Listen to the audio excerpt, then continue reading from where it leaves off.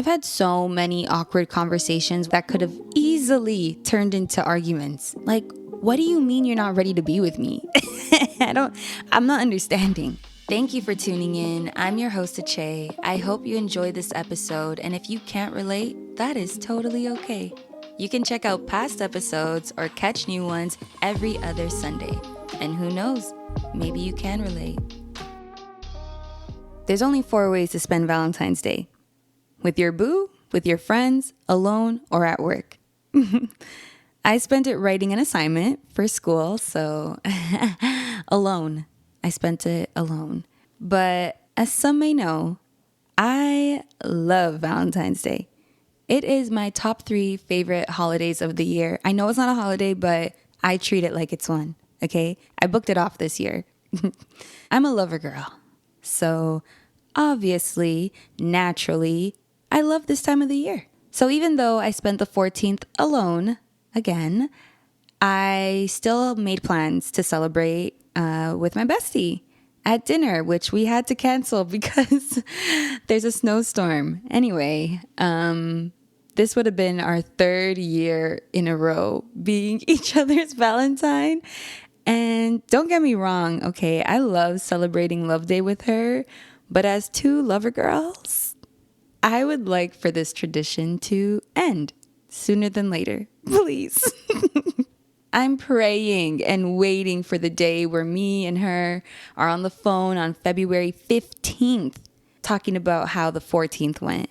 Like, my man did this and my man did that and God really sent us our husbands, blah, blah, blah, love, love, love. Like, oh my, I can't wait for us to be in love.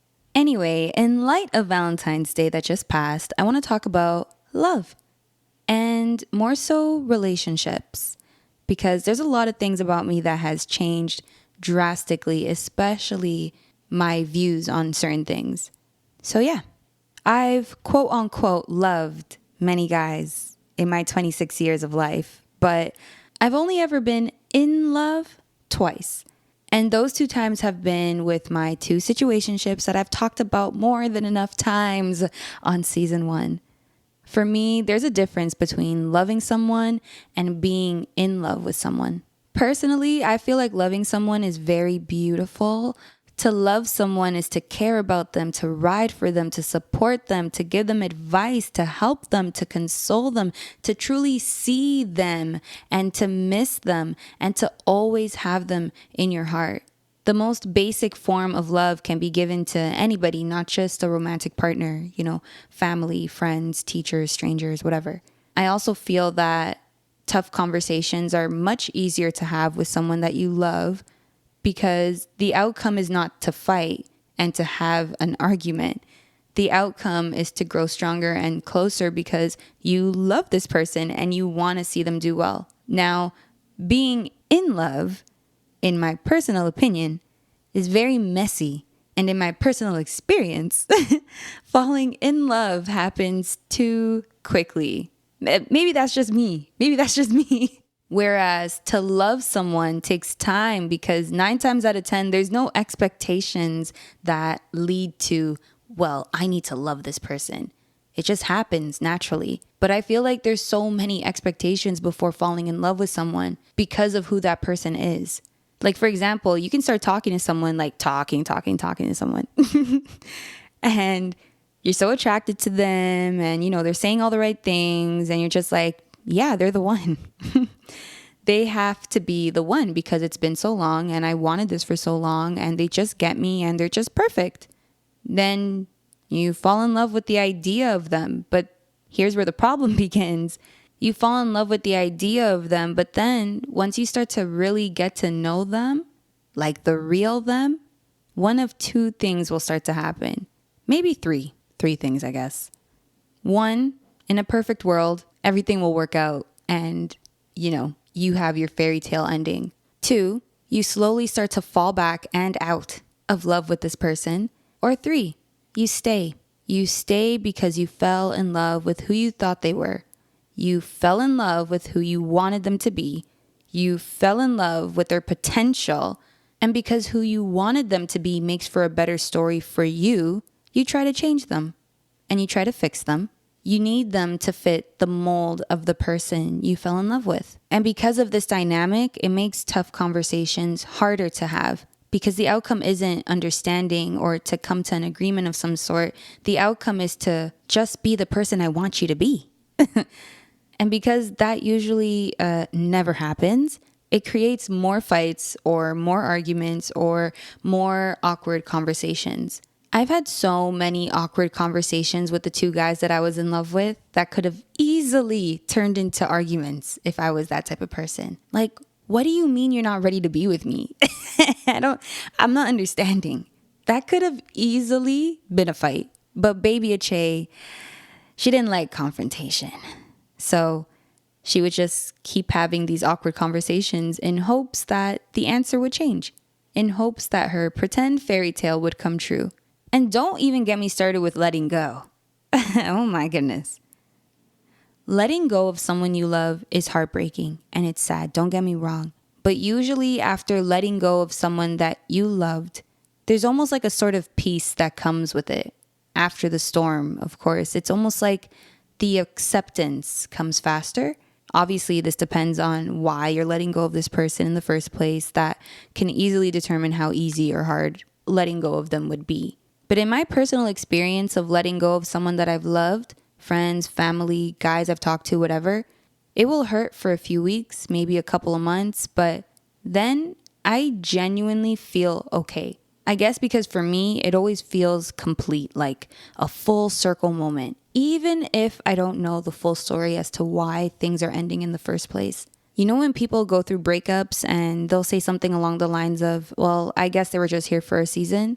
That's how I feel towards people I've let go in the past that I've loved. Like, the ending always makes sense. It's like, on the inside, I knew if it were to go on any longer, it wouldn't work. But the messy in love nonsense, oh man, it feels like it should never end. Every time I've tried to walk away from these two guys, I could not do it. Something always pulled me back. Whether it was my loneliness or my insecurities or my desperation or my anxious attachment style, whatever it was, I was always spinning the block. And at one point, I even found it hard to respect boundaries, mine and theirs. It made me like kind of crazy a little bit, just a little bit. Being in love literally felt like being on drugs, and it was very addicting. So when I would think that it's the end, it wasn't, because the withdrawals were so intense. Also, with being in love, especially and maybe specifically to situationships, there's always that lingering feeling of what if? What if you just gave me a chance? What if you just let this, form naturally so that we can just be together and be in love together?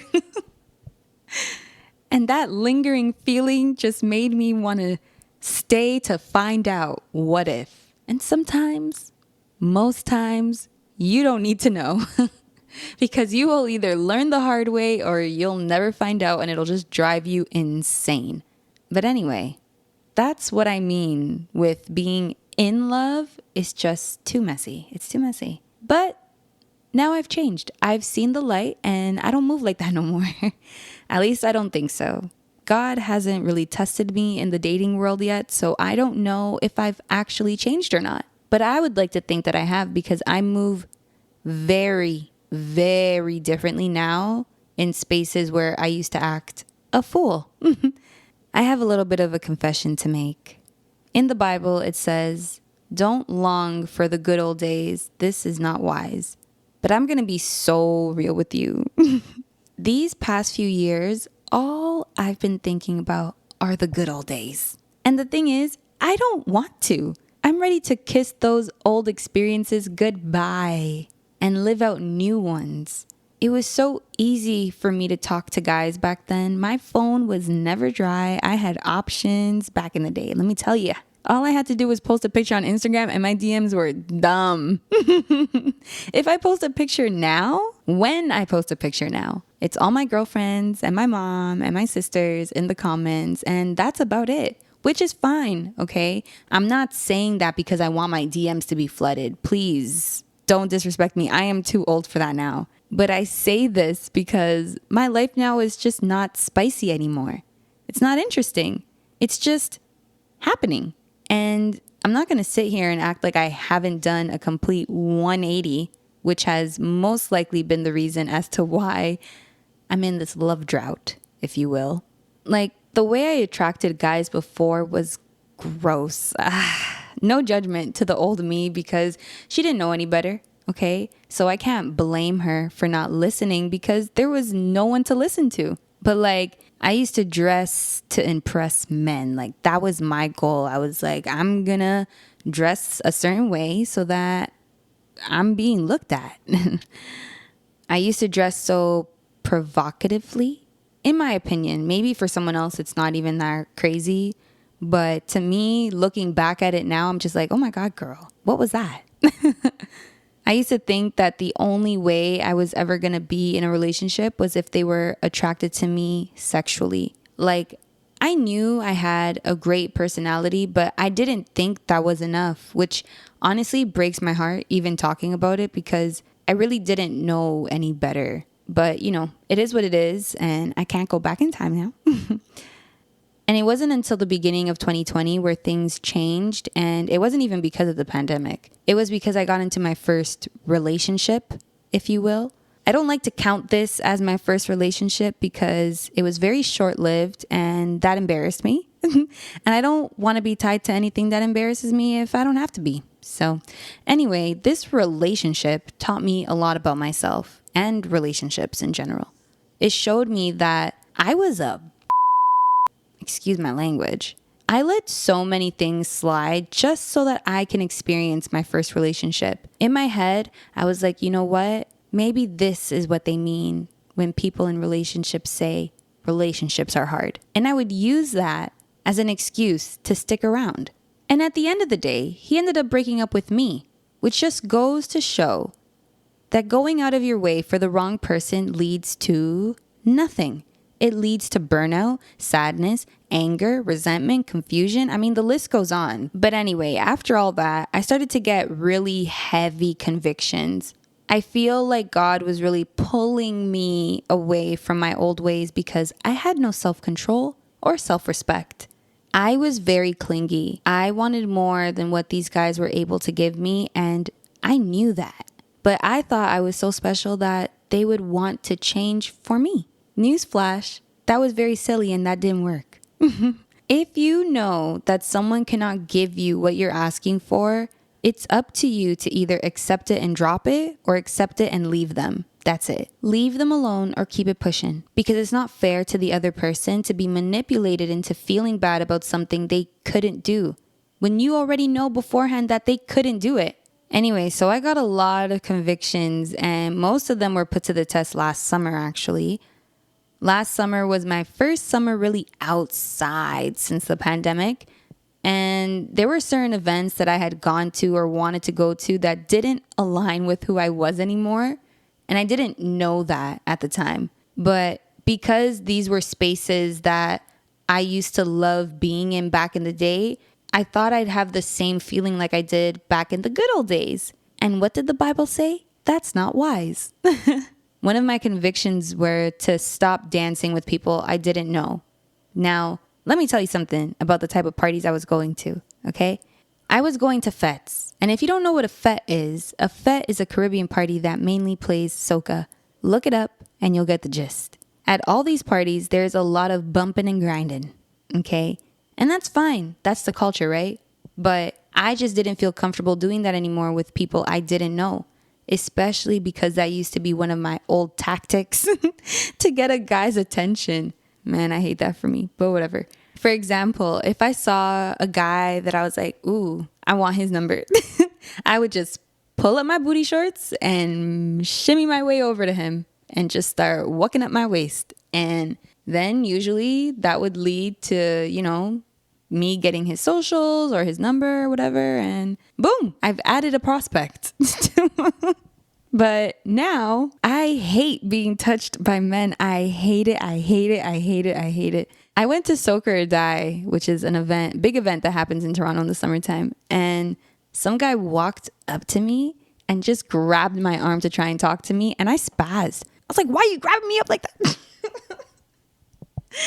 I was like, why are you grabbing me up like that? Yeah, I don't know you. Like, ugh. I felt like I spent the whole summer just swatting men away from me. So Ache, why did you keep going to these events? Great question. Because I didn't go there for Mon. I went there to enjoy myself because I love soca. I love the culture. It's a part of me. It's who I am. I love it. It just meant that instead of being in the middle of the dance floor, now I have to move to the side a little bit, you know? And that's okay. I was still having a good time. And instead of dancing with strangers, I was dancing with my friends.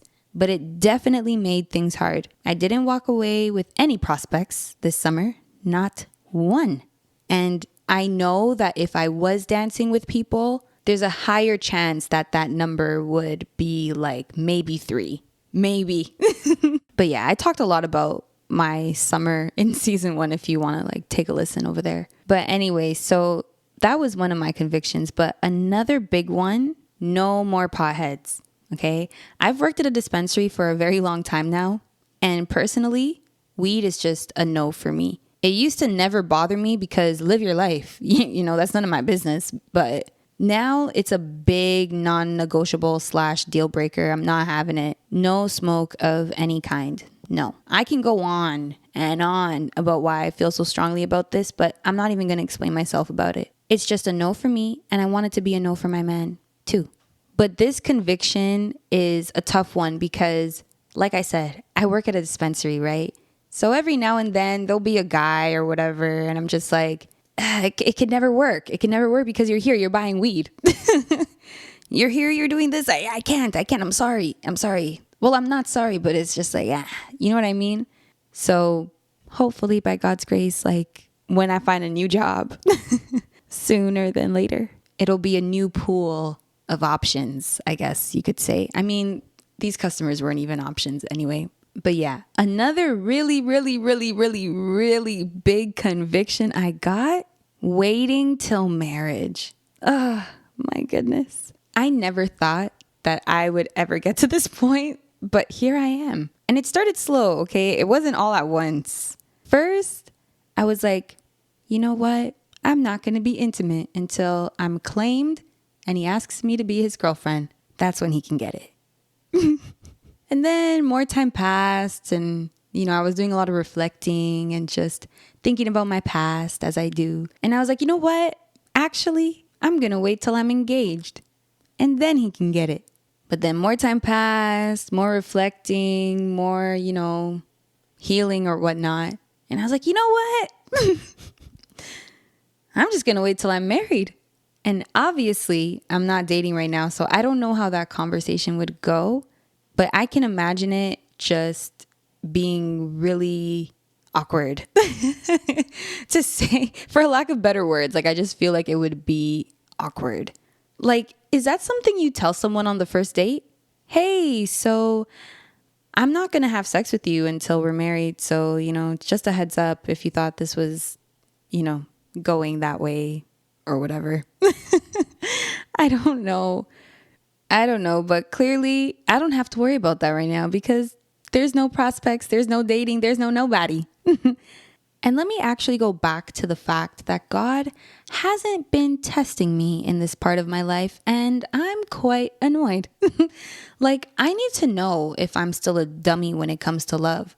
I need to know that I won't allow infatuation to lead me to bad and stupid decisions. It's easy for me to sit here and be like, I would never let a man do that to me. Or, girl, isn't it so obvious he doesn't like you? And to judge other people for what looks obviously wrong in their relationships.